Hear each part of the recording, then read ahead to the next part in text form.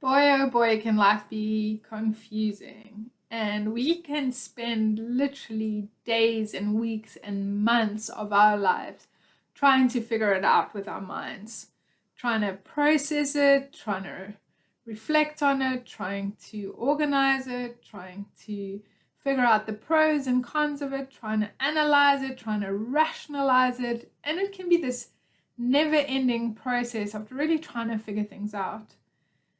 Yet, what I want to share with you today is a little bit of a story of my life, of how I've come to recognize that the way we can truly figure out life has nothing to do with our minds. And in fact, it has everything to do with what's already inside of us. Some people may say that this is their heart or their intuition or their gut feeling. But there's definitely something inside of us that is a navigational tool for life. And when we can learn to connect to that and trust that, life suddenly seems to make a lot more sense. It's also often only when we look back at what we've been through and what we've done in our lives that we can start to see these patterns emerging. Sometimes we seem to repeat patterns over and over again, and other times we seem to go through things just once or twice and then we manage to kind of get the lesson and move on from there. When I was reflecting on sharing a little bit about the mess of my life and how I've been able to take pearls of wisdom from that for myself, I wanted to share with you a repeating pattern that I've seen show up in two very significant ways in my life, and how I've been able to learn to navigate through all of that and come to the other side of it with like, oh my goodness, I understand now why I got taken off track and how I found my way again.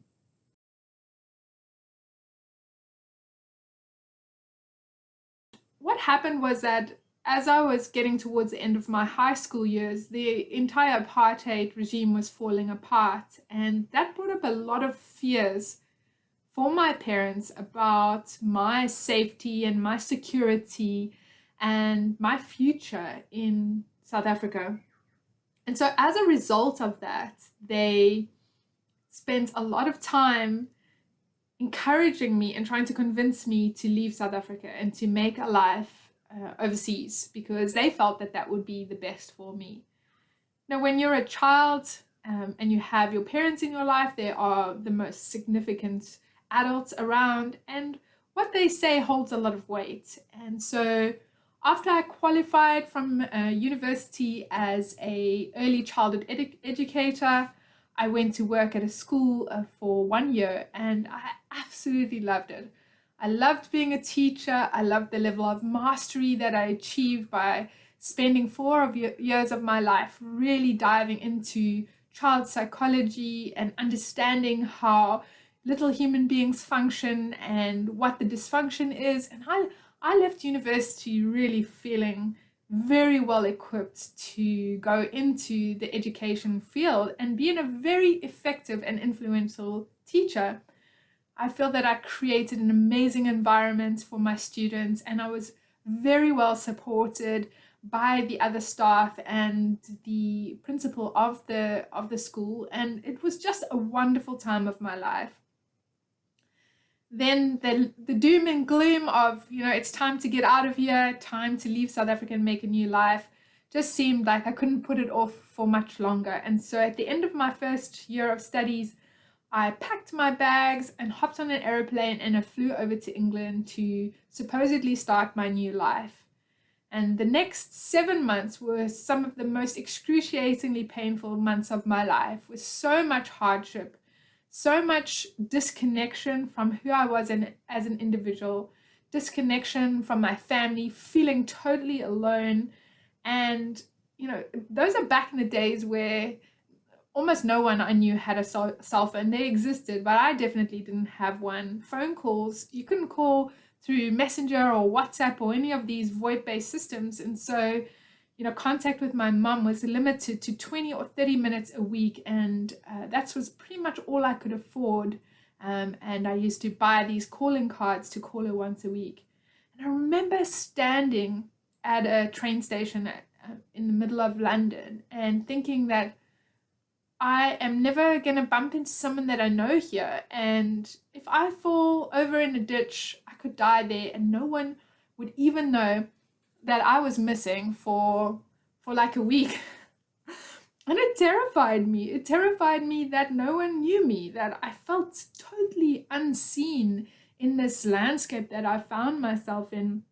And so after 7 months of really pushing and really trying really hard to make this thing work, I said to my mum, I can't do it. It's destroying me. I just want to come back to South Africa. This is not for me. And the weather was so miserable.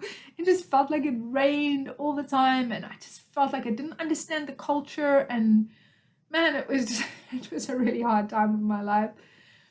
And then I went back to South Africa, and still in this like disoriented state of being, I accepted a job that really wasn't right for me. Once again, found myself feeling unseen, unrecognized, unvalued for what I did. And it was so hard. I actually quit. I wanted to quit after like 10 days of being there. And my mom convinced me to stick it out. I do have a lot of stubbornness and determination as part of who I am. And so I just used that as a mechanism to push my way through. And I got to the end of the year and I was just like, you know what? I didn't give this overseas thing enough of a time. I should just go back and give it another go. And so off I went again, out of fear, out of pressure, out of stress. And I went over to Scotland this time, and I stayed with my boyfriend's family. And once again, I found myself in a situation and environment where I felt like I did not belong.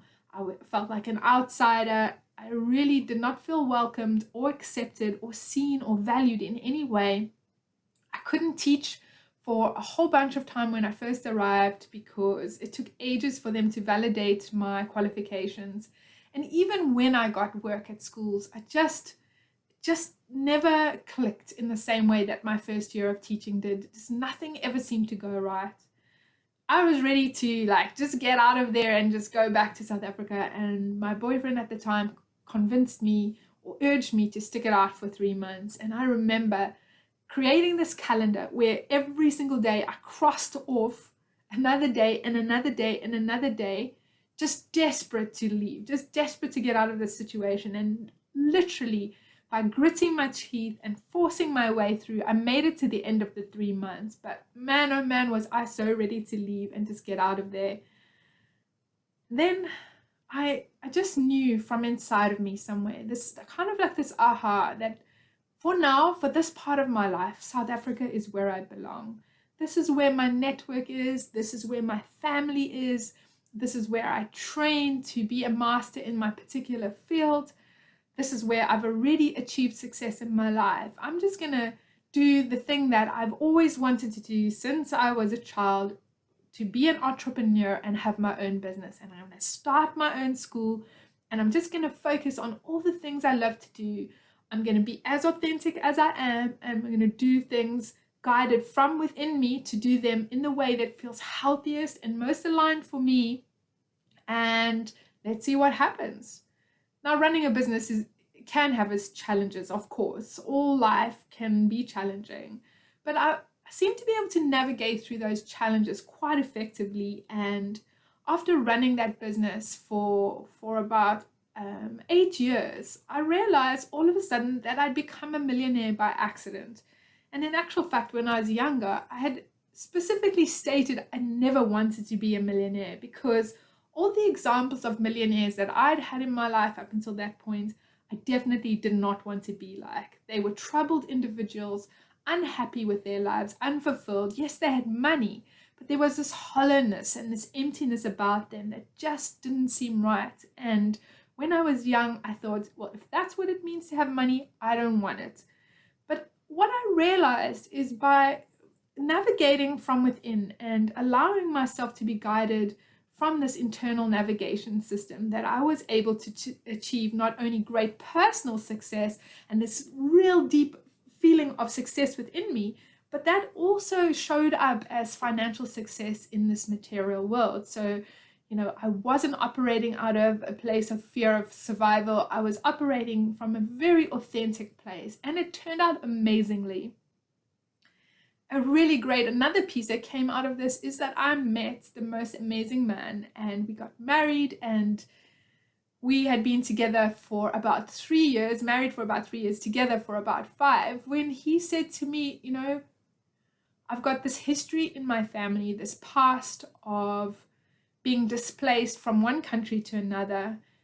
His family had fled from Angola and then from Mozambique. When he was 6 years old, he got smuggled in the back of a truck out of Mozambique out of fear for their lives. And his mom ended up in a country that she never wanted to go to. She couldn't speak the language. She hadn't worked since she was 21, and she was now 46 years old. She knew no one, or she had very limited support, and it was a struggle. It was so, so hard. His dad decided to leave the family and move to Mozambique with another woman. And so he went through an extremely difficult childhood. And all of it was predicated from this fear of, leaving one place and running to the next. And he came to me and he said, you know what, we've got to get out of South Africa. I don't want to have happen to us what happened to my family, and I want to leave.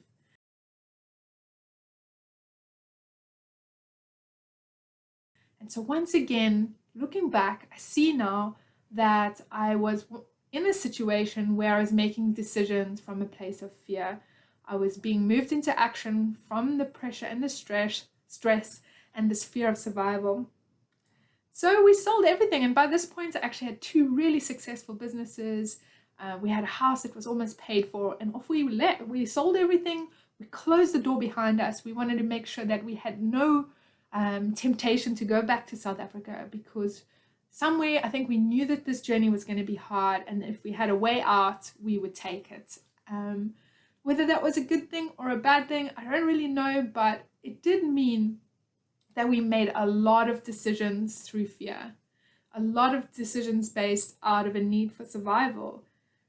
We made so many decisions through a feeling of a lack of support in our lives, from not having anyone to rely on but ourselves.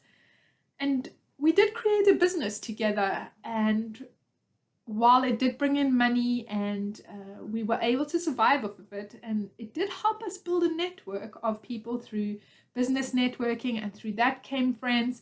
So, looking back, I do see that a lot of good came from it, but I know what that feeling of success inside of me feels like, and I never really felt that. I just, somehow there was this disconnect.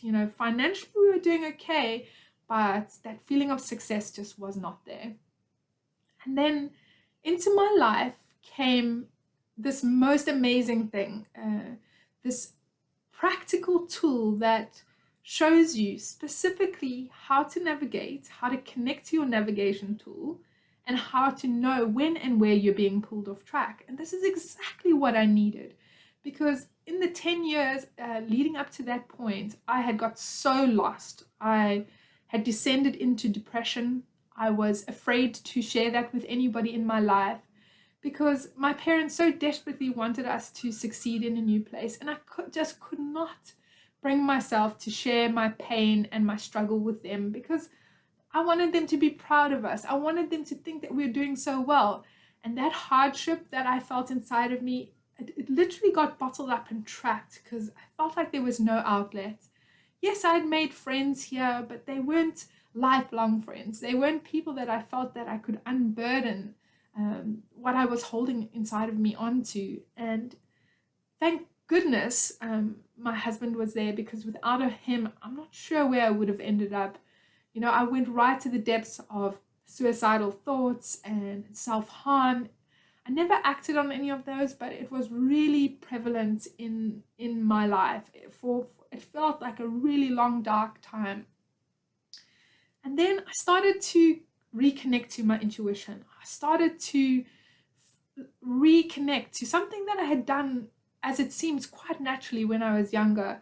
I started to reconnect to what does it mean to be intuitive? How does intuition show up in my life? What is that? And once I connected into this practical tool, it was really like this, my mind was blown, because I started to see that for such a long time I had been using my mind as a way to guide my life, and my mind was being driven by these fears for survival, by this pressure, by this stress, and it was not healthy what was happening.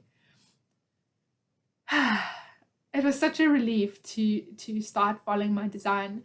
And 18 months ago, both my husband and I, my business partner and I, decided to start running our business together through living through our design, through our authentic selves, to navigate and make decisions from this internal place within and see, just as an experiment, where would that lead us? And the result has been that, we started to do this just before COVID hit. And as everyone knows, COVID was a challenging time across the world. The landscape changed completely, and there was no way to really know how this was going to all turn out. We ended up losing one of our biggest customers that had been with us for almost 10 years, and they contributed almost 50% of our income. And logically, one would assume that this could fold a business. But the most magical thing started to happen as we started living through our design, through living as our authentic selves, is that we started to relax more. We were less pressured and driven by these fears that had been driving us up until this point. We let go of people that didn't feel in alignment with us anymore. And naturally, the right people started showing up. We started connecting into a broader landscape. We started feeling more supported, even by vendors who usually wouldn't even look at our business because we're too much of a small player in the market. And we just started to feel so supported by people around us. And the result of that is this financial year and the one before that were the largest revenue as well as the highest profit since we started our business. And we did this from a place of so much ease and flow. We really started relaxing so much more, and it still blows my mind as to how this is even possible. Really, it seems to defy all the rules of what people tell you are about running a business and doing business. One thing I would say is that I still don't feel that passion and that igniting feeling of running this particular business, because the recognition that I had here was that I'm not a master in this particular field. It's not the thing that I've done my whole life, which is understand how human beings operate. And so this practical tool that I've been using to navigate my own life and help my partner to do the same, and then both of us working together to bring new levels of success in that business on this material plane. My vision and my dream now is to show as many business owners and individuals how to apply this into their own lives so that they can bring the success. I have dedicated the last 4 years of my life to diving deep into studying this system. It's an extremely logical and practical system, and I feel that I've achieved a level of mastery in it. I feel talented in what I'm doing and what I'm sharing with my clients. So I have been working with people on the side now for about 3 years, and my depth and understanding of this knowledge is just increasing, and my ability to see it in application is improving every day. It is such an amazing tool, and all I want to do is to bring transformation into people's lives by waking them up to their authentic selves, to showing them how to let go of that pressure and that stress and that being driven from a place of fear, and rather settling into this flow of life and just seeing how magically and how surprisingly it can unfold. And I promise you, you will be surprised. It almost seems to defy logic sometimes at how awesome this system can be in your life when you just apply some really basic and simple fundamentals. When you work with me, what I do is I bring some really practical tools, some strategies, some formulas into your life that you can apply every day. And what that does is it constantly realigns you, constantly shows you where you're being taken off track, and helps you just to relax. I mean, who doesn't want to relax more and just see life unfold in front of them? And, by following your particular authentic design, your unique expression in this life, you get to live the life that you're here to live. You get exactly what you need to live that life. And it just feels amazing. It feels so good to experience it myself, to see it in my husband's life, to watch it unfold in our business, and then to start seeing it have great impact in my clients' lives. Thank you so much for listening to my story. And if you want to be guided to live your life from that place within that is here to guide you to exactly what you need in this life, in a really relaxed way, in a way that you feel so much in flow, then just let me know. Reach out and invite me to come along, and we can have a chat, and I can share with you more of my story and help you to begin your journey of reconnection with the most amazing, unique self that you are. My name is Lynda Gaiao, and thank you for listening to my story.